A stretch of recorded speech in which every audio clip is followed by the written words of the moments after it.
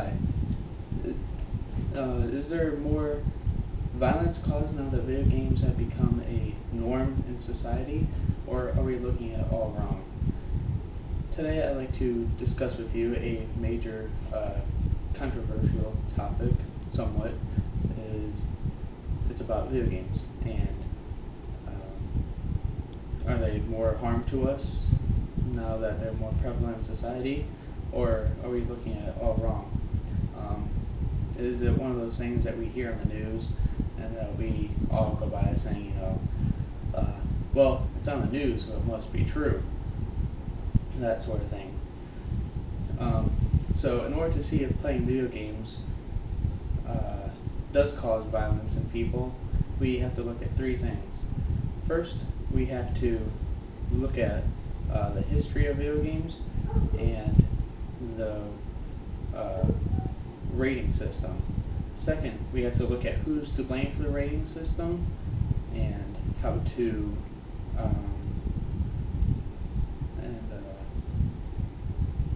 third, we have to look to see who's to blame for the rating system and see how to restrict further selling to minors and for other people to not get them easier, because if they are violent, we shouldn't have something that easy access to us. During the 1970s and 1990s, the arcades were a big thing. We didn't have home consoles and computers filled up an entire room like this. They were thousands of dollars, and so they were everywhere. Bowling alleys, some restaurants. They had little arcade places that you just go and play arcade games, and so people spent tons of quarters on video games.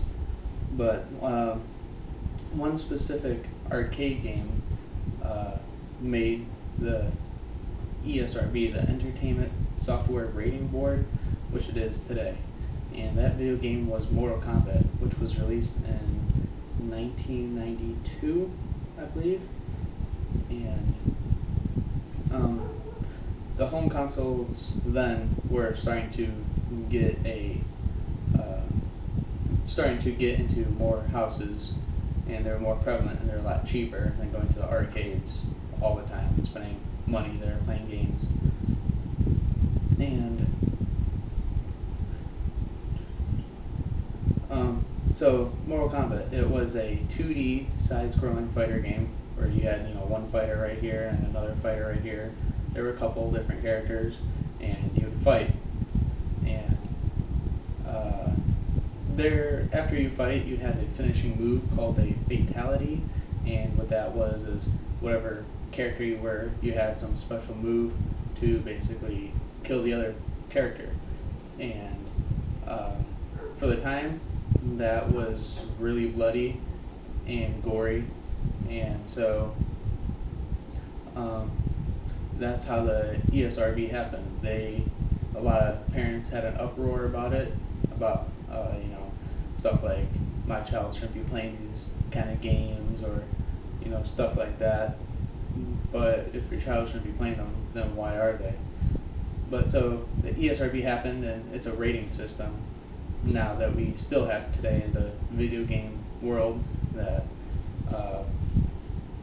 they have different ratings based on the content that's in the game, ranging from EC, early childhood, to E, everybody, to T, teen, to M, mature, and there's some AO games, adults only games, and the content can range from cartoon violence, drugs and alcohol,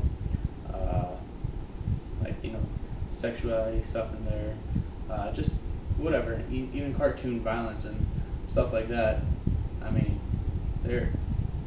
It's kind of ridiculous, some of the ratings and some of the stuff for the games, but they have it for a reason, and we will see why. On the Center for Disease Control and Prevention, the CDC, they have a graph from 1994, when the ESRB was founded, up until 2010 and now. And from then, from the ages, they had two different graphs from the ages of 10 to 24 and 25 and higher, or all the ages, it showed a steady decline from the year 1994 to 2001, and then 9/11 happened, so it went up a little bit, and it kept going down after that. So, is the ESRB a good thing? And is there less violence in kids now because the ESRB happened? Or is it just a coincidence? According to a 2001 U.S. Surgeon General reports, the strongest risk factors for school shootings centered on mental stability and the quality of life, not media exposure. Just like anything else in this world, if someone wants something, they have a way of getting it. People could ask their older friends or siblings, hey, buy me cigarettes or buy me alcohol, and people do. People do it all the time. And that's why, you have to be certain age to buy cigarettes or alcohol or whatever other kind of material that you have to be an age for. And another big video game is Grand Theft Auto. That game, basically what the title says, Grand Theft Auto. You could steal in the game, you could kill people in the game, you could get prostitutes in the game, you could get drugs in the game. You could do basically everything you want to do in real life without getting the repercussions from it. And some people like it just because you can do whatever, but it is a video game, it's virtual reality, it's not real life. And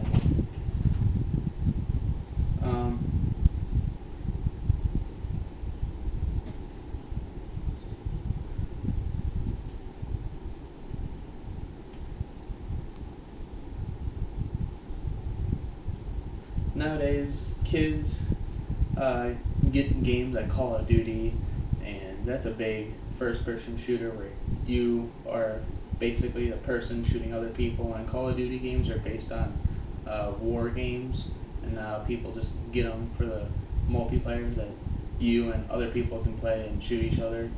And a lot of parents, without knowing, it is an M-rated game, and a lot of parents, like I said, without knowing, they don't know really what's in the game or what happens in it. And so when they do find out, they get freaked out and they get mad at the publishers that make the game. And it's not the publisher's fault that they made a game, it's the parents' fault for buying a game that isn't suitable for their child's audience. Already 62% of the console market and 66% of the PC market is age 18 or older. The game industry caters to adult tastes. Meanwhile, a sizable number of parents ignore game ratings because they assume that games are for kids. 1/4 of children age 11 to 16, they say they identify an M-rated game to be one of their favorites among all their games that they play.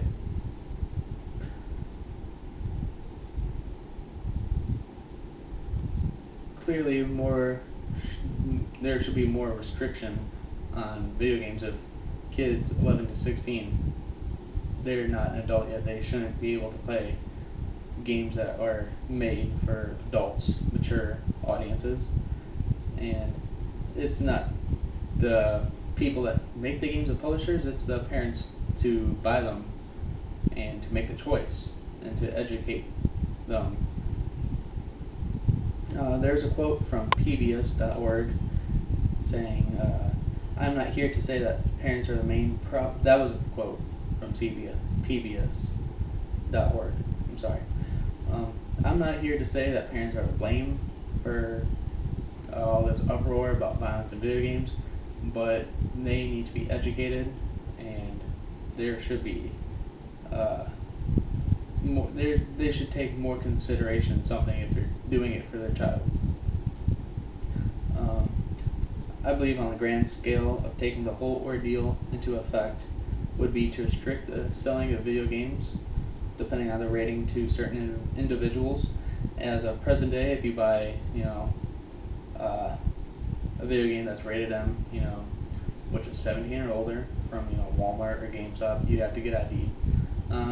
21 years of age and I still get ID'd when I buy video games. I mean, I don't care, but it's still something they have to do, and there should be something more to just getting ID'd. Is I could buy it for, whoever, and they won't know that. I feel like that, my own personal opinion, if there's a little child and the parent is buying an M-rated game, that they shouldn't be able to buy an M-rated game with the child present. But I mean, the child could go somewhere else and they could still buy the game, but you can't control people, but you can control how you sell and what you sell.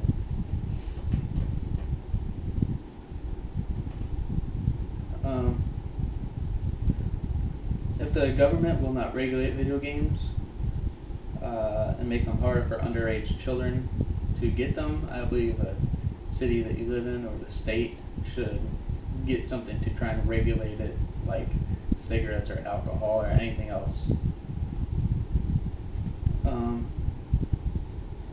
It's true that the Newtown, Connecticut shooter apparently played violent video games, but the local kids on your soccer team, 13-year-old boys who live down the street from you, they're all playing these violent games too.